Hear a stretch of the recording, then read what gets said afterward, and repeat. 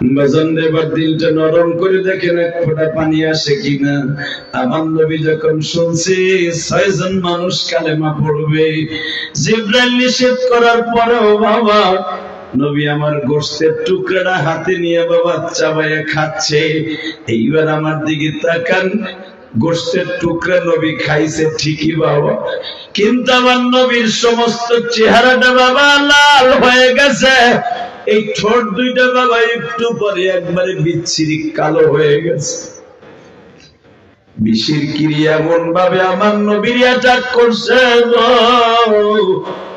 নবী আমার পাগলের মতো বারবার পানি খায় আর বলে, জিবরাইল রে, এই বিষের এত যন্ত্রণা আমি জানতাম না, আবার শিখায় দাও বিষের ব্যথা থেকে কেমনে বাঁচতে হবে। জিবরাইল বললেন, ইয়া রাসূলুল্লাহ, সূরা ফাতিহা 7 বার তেলাওয়াত করে গিলাসের মধ্যে পানি দিয়ে পান করেন, আল্লাহ বিষের ক্রিয়া নষ্ট করে দিবে।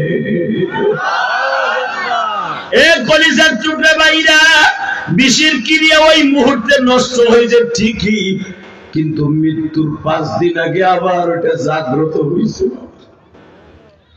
নবী আমার মা আয়েশার ঘরের মধ্যে বেহুশ হয়ে গেছে।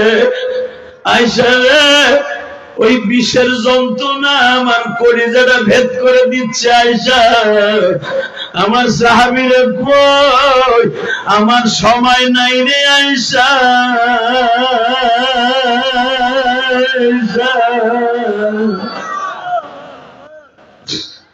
আমার সময় নাই, সাহাবীদের কাছ থেকে বিদায় হয়ে যায়।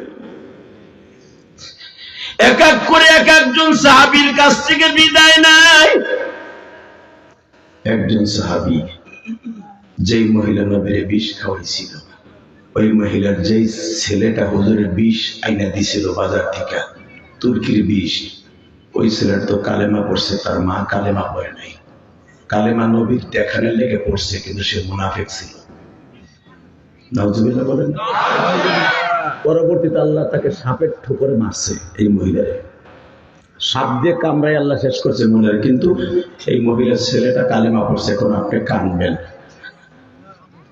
যখন আমার নবীর বিষের ক্রিয়া পেটের মধ্যে জাগ্রত হয়েছে, ওই মহিলার সন্তানটা নবীর সামনে যে কান্দে, বলি, ইয়া রাসূলুল্লাহ, আমি বাজার থেকে বিষ এনে দিছিলাম, আমি আমার মার প্রবঞ্চনা করে আমার মা আমাকে বলছিল ইন্দুর মারবো, বিষাক্ত সাপ মারবো, কিন্তু ওই সাপ যে আপনার মা আপনারা বানাইছে আমি জানতাম না।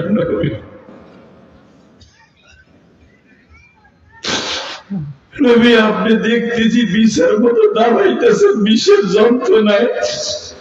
আমার নবী সাহাবীর হাত ধরে বলে, তোমার কোনো গুনাহ নাই, কারণ তুমি কালেমা পড়েছ। লিল্লাহি তাকবীর। আরো জোরে, আরো জোরে, আরো জোরে, আরো জোরে।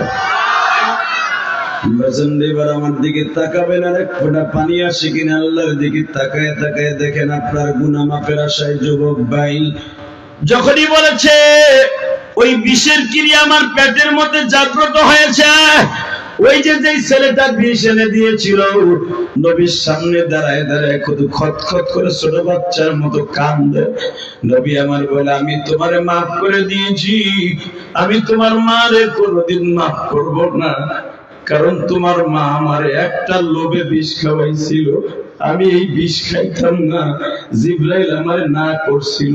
তোমার মা বলছিল আমাদের ফ্যামিলিতে 6 জন কালেমা পড়বো, তোমার মা যে মুনাফিক মার্কা মুসলমান এটা আমি জানতাম না, আমি তোমার মারে কোনোদিন ক্ষমা করব না।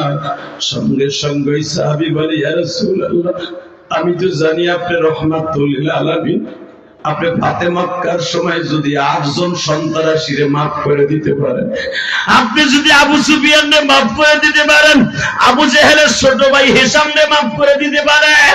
আল্লাহু আকবার বলো। আবু জেহেলের ছোট ভাইয়ের নাম হিশাম ইবনে হিকাম। আবু জেহেলের ছোট ভাই হারিস ইবনে হিকাম, হিশাম, কারণ আবু জেহেলের বাবার নাম হিশাম। আপনি যদি হারিস ইবনে হিশামকে মাফ করে দিতে পারেন, আরে তো বেকায়দা রে। এইটার জন্য কইছিলাম না, এটা এডিট করছি সরা আমি তো জানি। আল্লাহু আকবার জোরে বলেন। কোন জায়গায় আসলাম রে ভাই? ডিস্টার্ব আর ডিস্টার্ব। লা হাওলা ওয়ালা কুওয়াতা ইল্লা বিল্লাহ। শয়তান মাঝে মাঝে ধোঁকা দিব, এটা আবার কাছে নিয়ে আসতে হবে ইনশাআল্লাহ বলেন। শয়তানের কাজই তো আদব মুবিন, তাই না? আমার আর চা লাগবে না, একবার দিয়েছে। এত চা খাইলে আপনি কালকে আমার বাস দেবেন।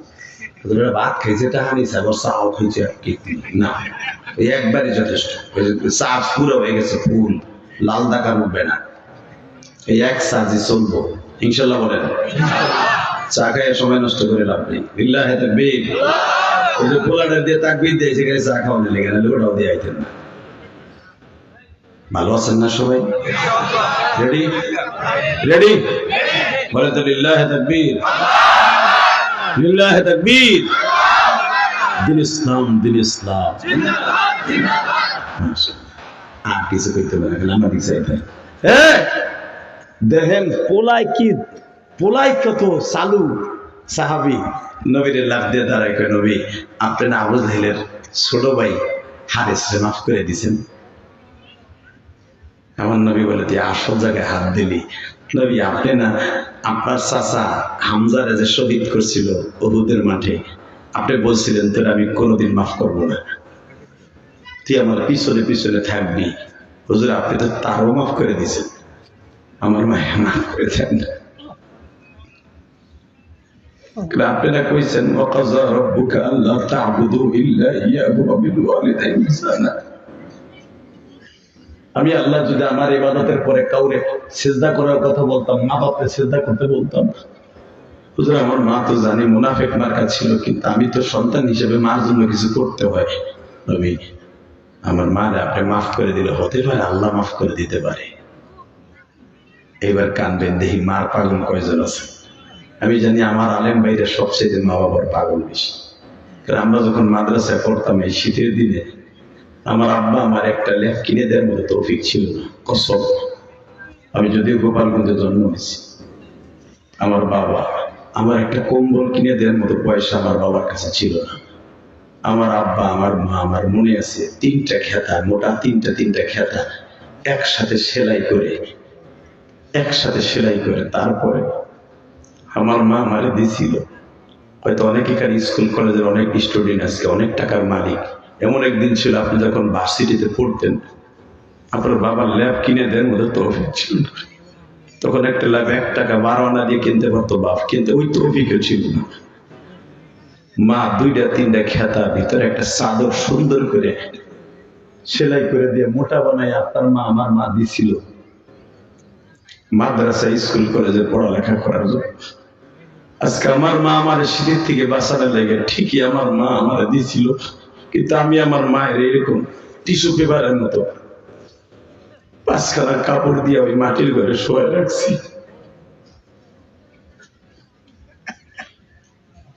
আমার বাবা পরের জমিতে কামলা দিয়ে আমার সোয়েটার কিনে দিছিল।